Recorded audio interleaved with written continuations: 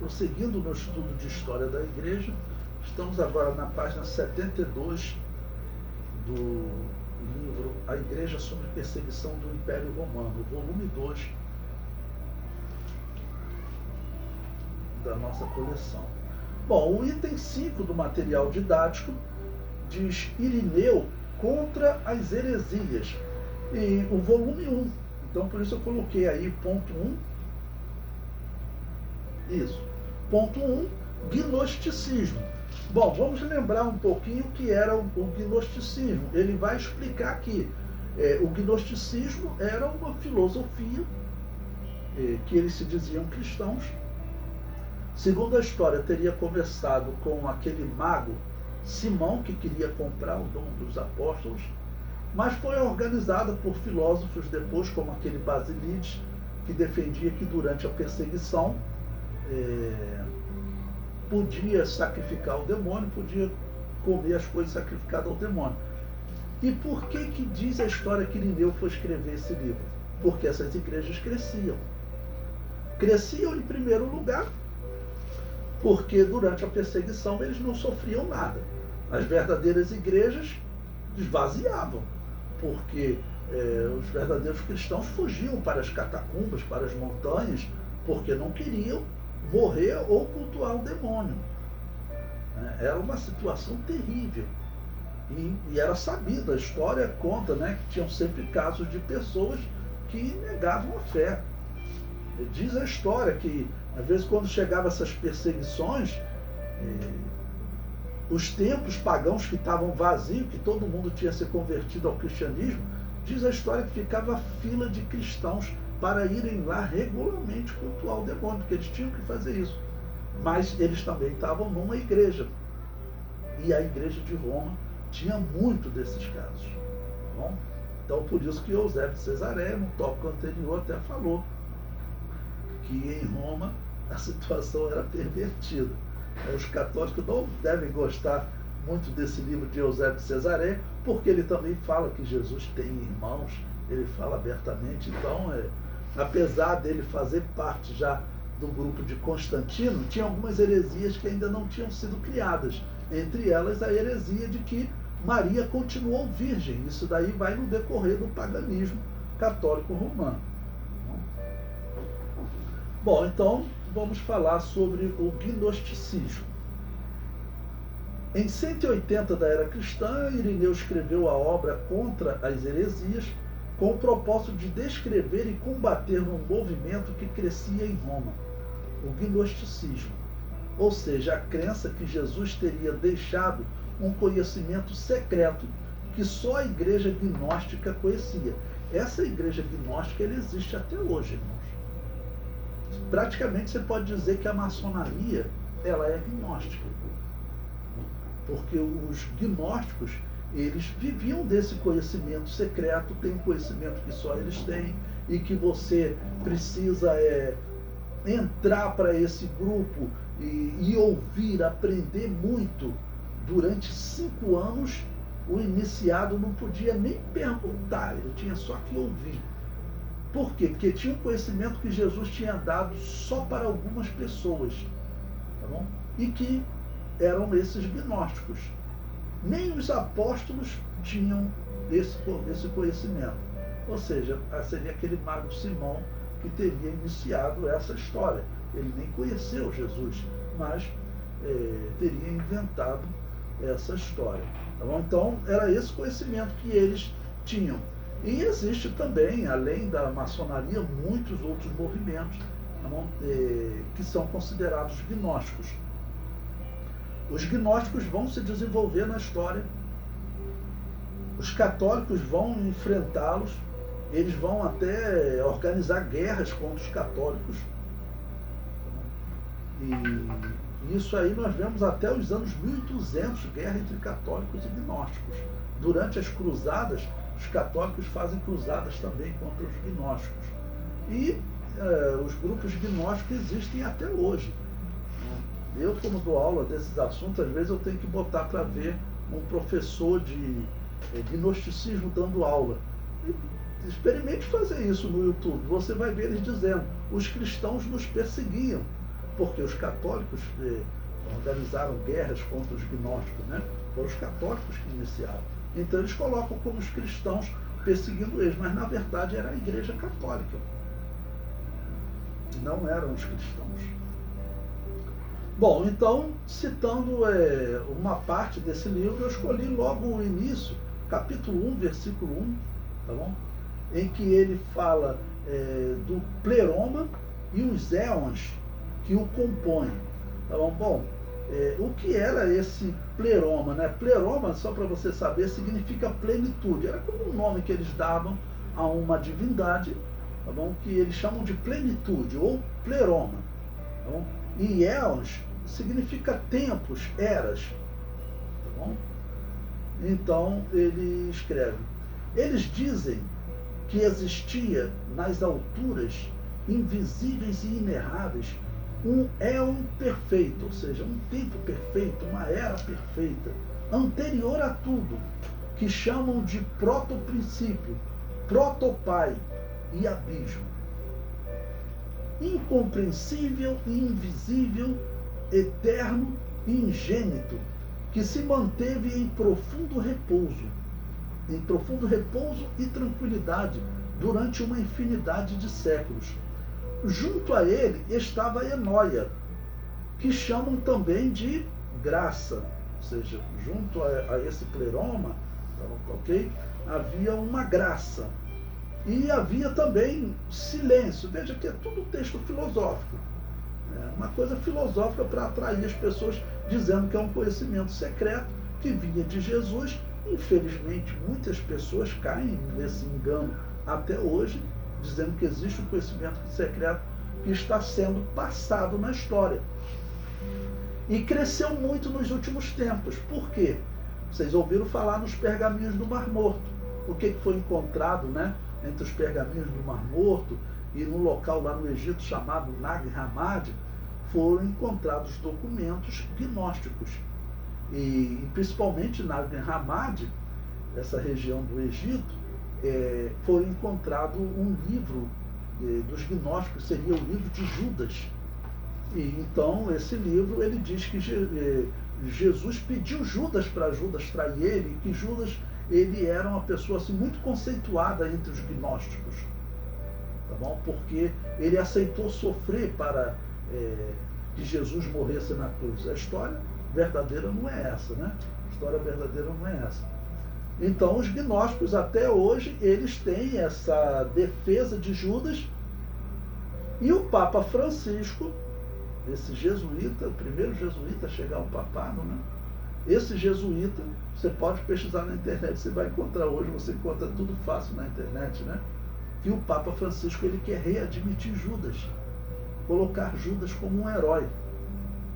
Irmãos, esse homem é um perigo, né? Bom, vamos continuar a leitura do texto filosófico. Ele prossegue. Ora, um dia esse abismo teve o pensamento de emitir dele mesmo um princípio de todas as coisas. Essa emissão de que teve pensamento depositou-a como semente no seio de sua companheira, o silêncio. Ao receber esta semente, ela engravidou e gerou um nous, semelhante e igual ao que o tinha emitido, e que é o único capaz de entender a grandeza do Pai. Ou seja, o Pai gerou o Filho, é esse pensamento. E fala tudo de uma forma filosófica, para as pessoas ficarem impressionadas, dizer, olha, você está iniciando no conhecimento. Esse conhecimento será longo. E como eu disse, durante 5 anos tu nem pergunte, fica só ouvindo. É o tempo, né, de ludibriar a pessoa. E prossegue. Este nós é também chamado unigênito, Pai e princípio de todas as coisas. Juntamente com ele foi gerada a verdade, e esta seria a primitiva e fundamental tétrada pitagórica, que chamam também de raiz de todas as coisas. Ou seja, veja como eles já estão misturando com a filosofia. Pitágoras, irmãos, se você estudar a filosofia, você vai ver que religiosamente Pitágoras foi dos piores filósofos, Porque foi ele que levou para a Grécia a doutrina da transmigração das almas, dizendo que as almas elas passam de um corpo de um homem para o corpo de um outro homem em outro período, ou até para o corpo de um animal. Diz a história, né, é bom, os filósofos às vezes eles criticam os cristãos, como nós temos lido alguns textos, dizendo que a nossa literatura infantil vai vir a dos filósofos. Diz a história que Pitágoras, certa vez, ele viu um homem batendo num cachorro. E ele mandou parar. Não, para. Deixa eu ouvir de novo. E um cachorro, né, naqueles sons, né, como que de choro, ele falou, eu conheço esse choro. Conheço esse choro. Como você conhece esse choro? Esse é o choro de um amigo meu que já morreu. A alma do meu amigo está nesse cachorro, não bate nele não. Então você vai falar que a filosofia grega que deveria ser exaltada como verdade, né, o que estaria acima das escrituras? Bom, mas então esse Pitágoras, ele pegou essa heresia que teria nascido na Índia, lá em 1500 a.C. Quando a gente estuda a religião antiga, a gente estuda essas coisas, tá bom? E ele levou para a Grécia, e isso estava espalhado, tá bom? Até Platão, que vive depois de Pitágoras, Platão, ele mantém essa heresia também, tá ok? Então, veja, ele já está trazendo isso para o cristianismo. Lembre-se, essa doutrina aqui, ela era defendida por homens que diziam, durante a perseguição você pode cultuar o demônio e comer as coisas sacrificadas ao demônio. As pessoas acreditam, irmãos. Tem pessoas que você chega, fala uma história dessa, ela acredita. Então a história diz que essas igrejas estavam crescendo. Então Irineu, que talvez fosse nesse período, certamente era a maior autoridade, não era o bispo de Roma. Irineu seria a maior autoridade pela sua ligação com os apóstolos, em especial o apóstolo João e o seu discípulo Policarpo. Ok? Ele prossegue. Ela seria composta pelo abismo e o silêncio, o nós e a verdade. Ou seja, de alguma maneira ele está falando de Jesus, mas tudo de uma maneira filosófica, né? O unigênito, tendo aprendido o modo como foi gerado, procriou por sua vez o Logos, e Zoé, pai de todos os que viriam após ele, princípio e formação de todo o pleroma. Por sua vez foram gerados pelo Logos e Zoé, segundo a Sigígia, o homem e a igreja. Esta seria a Ogdóada fundamental, raiz e substância de todas as coisas, que por eles é chamada com 4 nomes: abismos, nós, logos e homem. Cada um deles é masculino e feminino, da seguinte forma: inicialmente o protopai se uniu segundo a Zizígia, a sua enóia, que eles chamam também graça e silêncio. Depois o unigênito, também chamado nós, uniu-se à verdade. Depois o Logos a Zoé, por fim o homem, a igreja. Olha que doutrina confusa, como é que alguém consegue acreditar nisso? Lembre-se que eles falavam de múltiplos deuses. Pelo menos 2 deuses eles diziam, né, que tinha um deus chamado Demiurgo, que esse deus, ele era um deus do mal, que foi o deus que criou esse mundo. O deus do bem, que chamavam de Pai Supremo, de Pleroma, né, ele teria enviado Jesus para tentar desfazer todas as obras desse que seria o Deus do mal, que é o Deus do Antigo Testamento. Ou seja, no final a doutrina chama o Deus do Antigo Testamento, o Deus dos judeus, de um Deus mau, diz que os judeus estavam envolvidos nesse plano como esse Deus mau,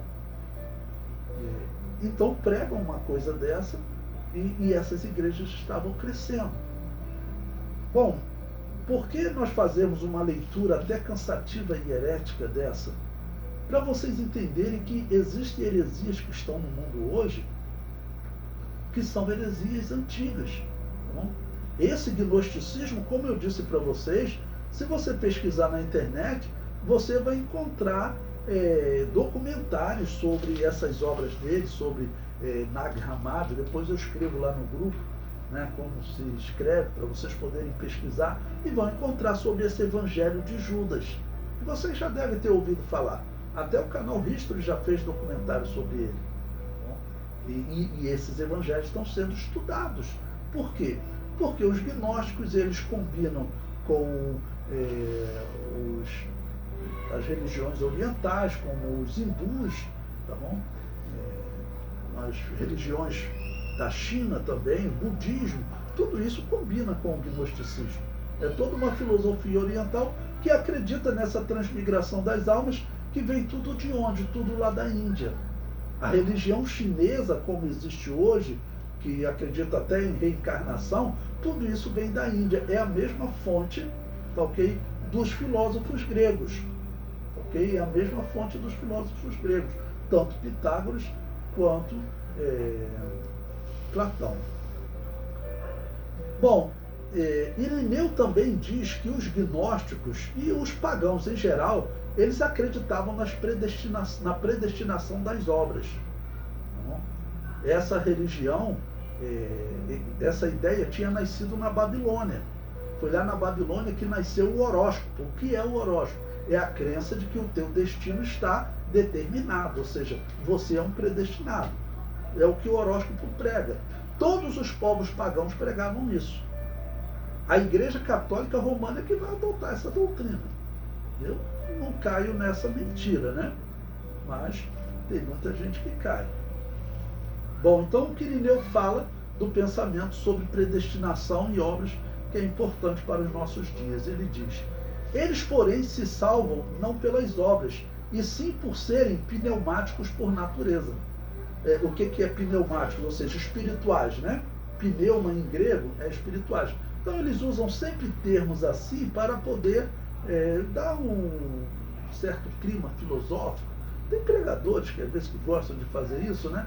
Usam o termo comum, né? Seria: eles, porém, se salvam não pelas obras, e sim por serem espirituais por natureza. Bom, esclarecendo aqui o que significa obras, tá bom?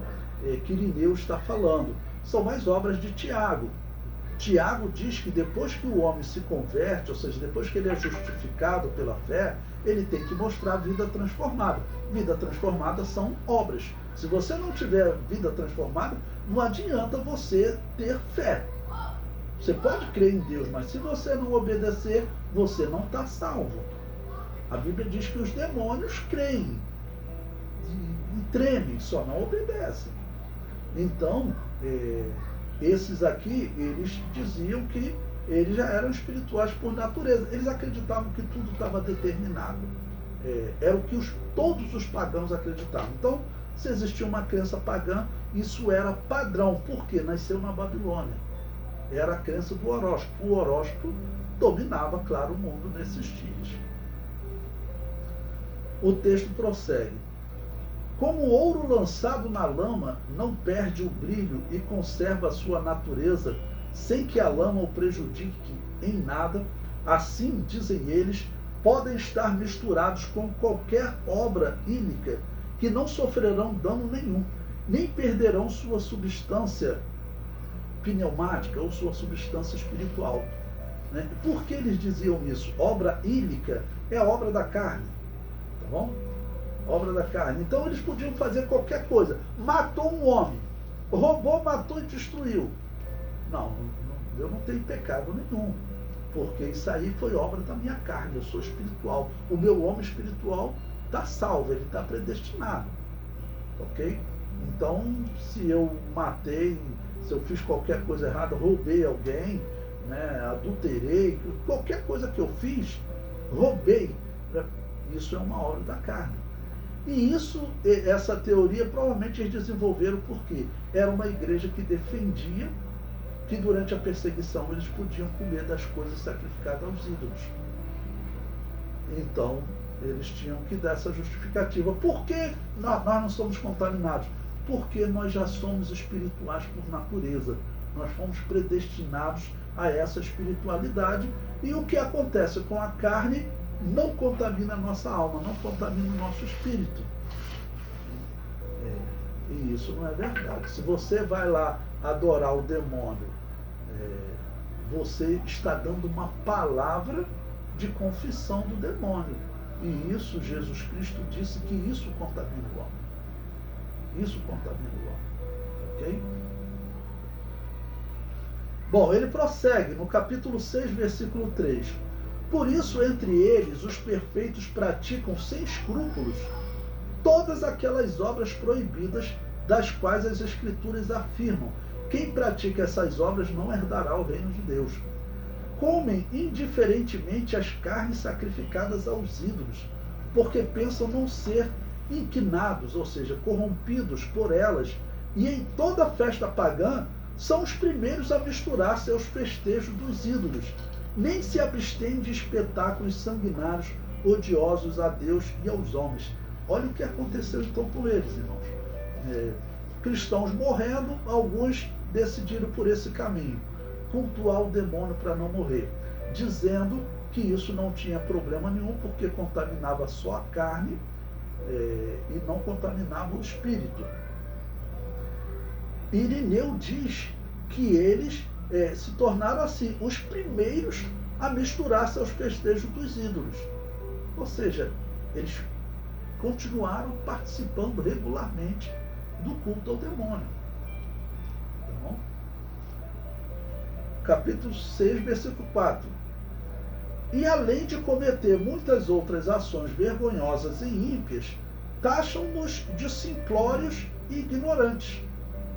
A nós, que pelo temor de Deus procuramos não pecar, nem sequer por pensamentos e palavras. E exaltam-se a si mesmos com nomes de perfeitos e sementes de eleição. É interessante, esse termo que eles usam, perfeitos, vai ser usado lá no ano 1200 da era cristã, 1000 anos depois, por esse mesmo grupo gnóstico que entra em guerra contra os católicos, né? Então vejam que confusão, irmãos, que estava. Você poderia chegar em Roma, procurar uma igreja, como corre risco de você encontrar aqui no Brasil. Às vezes você entra numa igreja, está cantando louvores, uma pessoa pregando, e aquilo ali, na verdade, não é uma igreja cristã. Vou citar um exemplo para vocês. Eu estava a trabalho no INCA, lá no estado de Roraima, na cidade de Boa Vista, né, na capital, e a cidade não é muito grande. Então, a unidade de saúde, né, a Secretaria Estadual de Saúde, onde eu estava, era assim, 20 minutos de caminhada. E o carro que iria me buscar demoraria uns 40 minutos. Eu falei, não, eu vou caminhando, porque eu já tinha visto que tinham indígenas, pessoas que vendiam artesanatos. Então eu fui caminhando, porque a cidade é uma rua, né? Uma rua bem grande e que tem umas saídas. Então eu falei, não tem como errar, eu vi que é só uma rua, caminha 20 minutos. No caminho eu vi uma igreja cantando louvores que nós cantamos nas igrejas evangélicas. Aí eu cheguei na porta, eu falei, rapaz, poxa, eu vou lá no hotel, vou tomar um banho, vou voltar aqui no culto.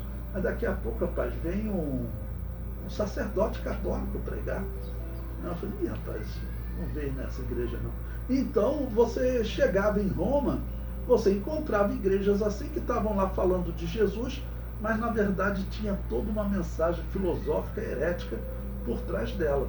Bom, isso em Roma era, vamos assim dizer, algo que crescia.